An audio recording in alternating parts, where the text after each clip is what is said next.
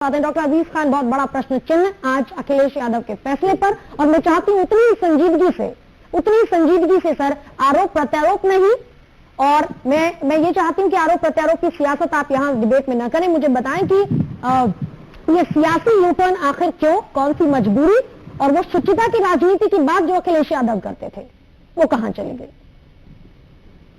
देखिए गरिमा जी, अभी मैं संजय चौधरी जी को सुन रहा था साहब, वो जिस तरीके से आरोप लगा रहे साहब, उन्होंने एक एग्जाम्पल कोट किया कि पन्नाला जाता है और ऐसे गिरता है। मैं कह रहा हूँ देखिए, डूबती नाव पे लोग सफर नहीं करना चाहते, और आज जिस तरह से उत्तर प्रदेश में जंगल राज है, पूरी तरह से कानून ध्वस्त है, जिस तरीके से लोगों को प्रताड़ित किया जा रहा है। डॉक्टर अजीज खान,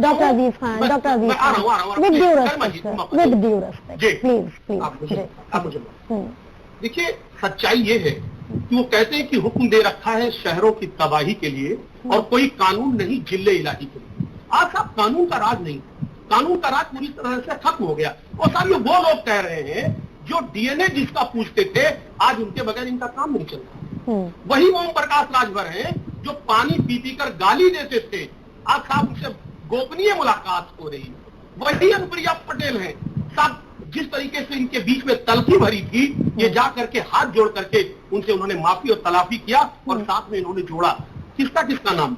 गरिमा जी मैं बताऊं, वो लोग कह रहे हैं वो लोग कह रहे हैं कि जो इसमें लिप्त हैं, जिनके पास किसी ये पूरा जो चारों तरफ से जो एक चक्रव्यूह है, उसी चक्रव्यूह में ये ऑलरेडी फंसे हुए हैं। और रही बात सर, लेकिन जवाब नहीं आया।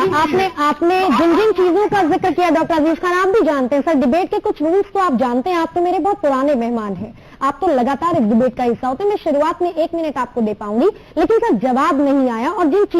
और ऐसे अधकचरे लोगों को जो कूड़ेदान में जाने के लायक हैं, उनको अपनी पार्टी में लेकर खुश हो रहे हैं। कूड़ेदान में जाने लायक लोगों को आप अपनी पार्टी में लेकर खुश हो रहे हैं डॉक्टर अजीज खान?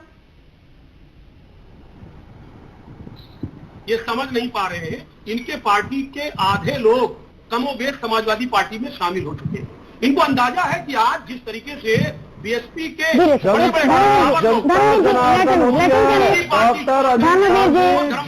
जनार्दन होती है। जनता ने आपको नकार दिया था, जनता ने आपको नकारा था, जनता ने आपको नकारा था। ये कूड़ेदान के लोगों को आप सर पर मत बिठाइए। चलिए धर्मवीर जी, आपकी बात आ गई, आपकी बात अब आ गई है। मैं चाहती हूँ डॉक्टर अजीज खान इस पर टिप्पणी दें, और वो टिप्पणी कम से कम जनता को समझ में आए। डॉक्टर अजीज खान देखिए गरिमा जी, अभी 2-3 बातें कि साहब सिबतुल्लाह के साहब के बारे में आपने जिक्र किया कि साहब वो पार्टी उन्होंने ज्वाइन किया। एक देखिए बड़ा स्पष्ट बात है, देखिए जो उन्होंने ज्वाइन किया वो बहुत ही साफ सुथरी छवि है उनकी। वो अध्यापक रहे हैं, 2 बार के विधायक रहे, उनका एक अलग प्रोफाइल है, और उनका हमारी पार्टी में स्वागत है, क्योंकि बहुत ही साफ सुथरी उनकी छवि है। पहली बात तो ये आप कह रहे हैं डॉक्टर अजीज खान की अफजाल को और मुख्तार को आप पार्टी ज्वाइन नहीं कराएंगे? देखिए डिबेट में कहेंगे आप? नहीं गरिमा जी, एक बात समझिए, अभी उनकी बात हम चर्चा ही क्यों करें?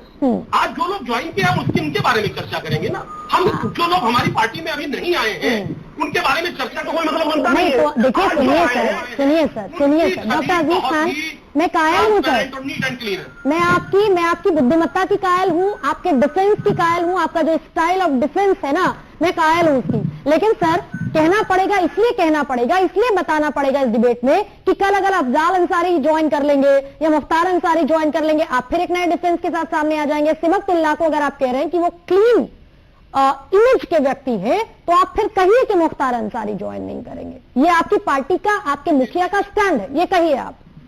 देखिए गरिमा जी, एक बात समझिए, राजनीति में कब किन परिस्थितियों में क्या हो जाए, दिस इज द पॉइंट, तो कुछ कह नहीं सकता, क्योंकि वक्त और हालात के तहत राजनीतिक परिस्थितियां बदलती रहती हैं। यानी कि वक्त और हालात के चलते आप उन लोगों को भी शामिल करेंगे जिनकी छवि दागदार है, ये कह लीजिए। देखिए मैंने ये नहीं, ये क्या बात है? मैंने कहा परिस्थितियों के लिए क्या स्थिति बनती है, डॉक्टर जी 1 सेकंड, और जब हालात तय करेंगे उसको देखा जाएगा।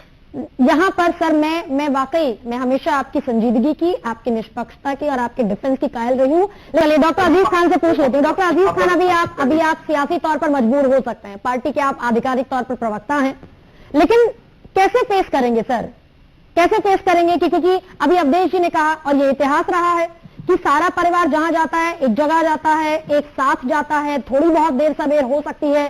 कल अगर ऐसा होता है, क्योंकि आपके आला कमान निर्णय ले सकते हैं, पहले भी ऐसे निर्णय हुए हैं आपकी पार्टी में, तो आप कैसे डिबेट में आकर डिफेंस करिएगा? देखिए गरिमा जी, मैं काल्पनिक सवालों पे नहीं जाना चाहता हूँ। अभी विशाल मिश्रा जी ने जो कहा उस पर मैं थोड़ा सा जवाब देना चाहूंगा। इन्होंने राजनीतिक स्वच्छता की बात की।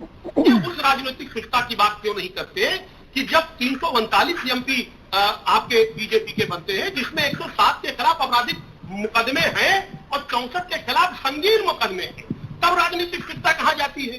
जरा ये बताइए कि 312 एमएलए में 114 पर आपराधिक मामले हैं और 83 विधायकों पर गंभीर मामले हैं। बिल्कुल आपकी बात सही है, बिल्कुल आपकी बात सही है। हमारा प्रश्न इस पर है ही नहीं डॉक्टर अजीज खान, मेरा प्रश्न इस पर है नहीं। मैं तो दूसरा प्रश्न आपसे पूछ रही हूँ। आपकी बात बिल्कुल जायज है, मैंने पहले ही कहा कि कोई भी सियासी पार्टी इस चीज से जुदा मुख्तलिफ नहीं है, लेकिन मेरा प्रश्न दूसरा है। मेरा प्रश्न ये है कि फिर 2016 में कौन से कांटे उगाए थे कौमी एकता दल में? 2016 में कौन से कांटे उगाए थे सिबकतुल्लाह में, अफजाल अंसारी में, मुख्तार अंसारी में? तब क्यों सबको बाहर का रास्ता दिखाया गया था? अब वो क्यों इतने बेहतर लोग हो गए हैं, इतने साफ और स्वच्छ छवि वाले लोग हो गए? ये मेरा प्रश्न है, इसका जवाब दे दीजिए, आगे बढ़ते हैं। गरिमा जी, बड़ी गंभीर बात आपने पूछी, जरा मुझे मौका दीजिए। देखिए, पहली बात आपने कौमी एकता दल की बात की, 2016 में विलय की। आज कौमी एकता दल विलय नहीं हुआ है, वो परिस्थिति नहीं है। पहली बात क्लियर हो जाए। दूसरी बात ये क्लियर हो जाए कि जो और लोग हैं और जो मेंबर हैं वो नहीं ज्वाइन कर रहे हैं। अभी ज्वाइन सिबकतुल्लाह साहब ने किया है, जिनकी इमेज साफ सुथरी है, नीट एंड क्लीन है। हम अननेसेसरी काल्पनिक सवालों पे जाते ही क्यों है?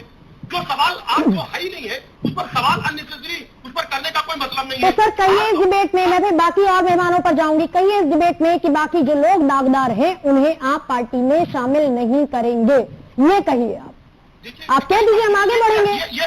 देखिए, मैं आ रहा हूं उसी मुद्दे पे। आप देखिए, हमारे बड़े लोग तय करते हैं, हमारे राष्ट्रीय अध्यक्ष ही तय करते हैं। हम अभी से इसमें क्या बता दें? हमारे पास ऐसा कोई सूत्र नहीं है जिससे हम कोई ऐसा माप ले इसको। यानी कि पार्टी के भीतर शुचिता की, पार्टी के भीतर सियासत की शुचिता की कोई गाइडलाइन है नहीं जो ऊपर से नीचे फ्लोट करती है, ऐसा कुछ नहीं है ना? देखिए, मैं गरिमा जी वही कह रहा हूं, आज समाजवादी पार्टी पूरी तरह से इसमें जो भी लोग हैं, चाहे वो विधायक हो, चाहे वो हमारे अपने नेता हो, आज साफ सुथरी छवि हमारी है। आज ये बिल्कुल पूरी तरह से आप देखिए कि आज अगर रिकॉर्ड देखा जाए तो दूसरी पार्टियों का रिकॉर्ड अलग है, मेरी पार्टी का रिकॉर्ड। सर, मैं आपकी पार्टियों के विधायक और आपके पार्टी के सांसदों का रिपोर्ट कार्ड आपके सामने रख दूंगी। डॉक्टर अजीज खान काउंटर कीजिए सर। हाँ, देखिए गरिमा जी, एक बात समझिए, ये वो लोग कह रहे हैं कि कह तो रहा हूं कि जो बेनकाब हो चुके हैं, आज ये अपराध से लिप्त है, ये दूसरों पर आरोप लगा रहे हैं। मैं बार बार इस बात को आपसे भी निवेदन कर रहा था कि आज साथ ज्वाइनिंग की बात आप इतना ज्यादा इसको तलखी से ले रही है मैडम। मैं जानना चाहता हूं कि आज की जो ज्वाइनिंग है वो ऐतिहासिक ज्वाइनिंग है। इसमें किसी भी तरीके का कोई भी आपराधिक किसी प्रकार का कोई लिप्त है ही नहीं है। ये तो बिल्कुल साफ सुथरा ज्वाइनिंग है। मुकदमे है कि नहीं है? मुकदमे है कि नहीं है? संजय चौधरी मुकदमे है कि नहीं है उनके ऊपर? सुनना सीखिए आप। उनके ऊपर मुकदमे है कि नहीं है? सिबकतुल्लाह अंसारी के ऊपर मुकदमे है कि नहीं है? मैं आपको डिटेल दे दूं मुकदमों की। मुख्यमंत्री महोदय खुद अपराध में लिप्त रहे, आपके डिप्टी सीएम। मैं मुकदमों की आपको डिटेल देता हूं ना। सारे मुकदमे वापस ले लिए। ये है आपका चेहरा। आप देखिए, मुकदमा नंबर 165/96, मुकदमा नंबर 399/90, मुकदमा नंबर 168/96, ये मुकदमे हैं उनके ऊपर जिनको आप टीचर बता रहे हैं। आप क्या कहेंगे? देखिए, आज जिस तरीके से खुद आप गुनहगार हैं और खुद अपने मुकदमे को वापस ले रहे हैं, जिस तरीके से उत्तर प्रदेश में डॉक्टर अजीज खान सियासत में इतने भी मजबूर ना बनिए ना सर। ठीक है, मैं आज दरअसल इस मुद्दे पर डिबेट क्यों कर रही हूँ, ये तो मेरे सारे पैनलिस्ट जानते होंगे। इस मुद्दे पर डिबेट इसलिए हो रही है क्योंकि घटना आज की है, और आज की घटना में अगर सवाल किसी पर उठ रहा है तो उस पर मेरे ख्याल से सर आपको भी संजीदा जवाब के साथ आगे आना चाहिए, और सियासत में इतने मजबूर ना बनिए। अवधेश जी, आप क्या डॉक्टर अजीज खान की बात से सहमत दिखते हैं? आपको दम दिखता है शिक्षक कहकर किसी एक ऐसे शख्स को प्रचारित करना या प्रोजेक्ट करना? नहीं, क्या क्राइम है उनके ऊपर? डॉक्टर अजीज, आप दे दीजिए संजय चौधरी के जवाब। किस तरीके के अपराध में वो लिप्त है? चलिए संजय चौधरी जी, हत्या का प्रयास है, मारपीट है, धमकाना है और दर्जन भर धाराएं लगी हैं, मोर देन 1 डजन, झूठ बोलते हैं। ये दर्जन से ज्यादा धाराएं हैं उनके ऊपर, 3 मुकदमे हैं आपके तमाम विधायक जिनको आप सबसे झूठ बोल रहे सभी हैं बता रहे हैं, ये उनका कांग्रेस इतिहास चौधरी है। क्या झूठ बोल रहे हैं? अवधेश जी मेरे साथ है, अवधेश जी मेरे साथ नहीं है, आप गलत आरोप है। लगा रहे हैं। पत्रकार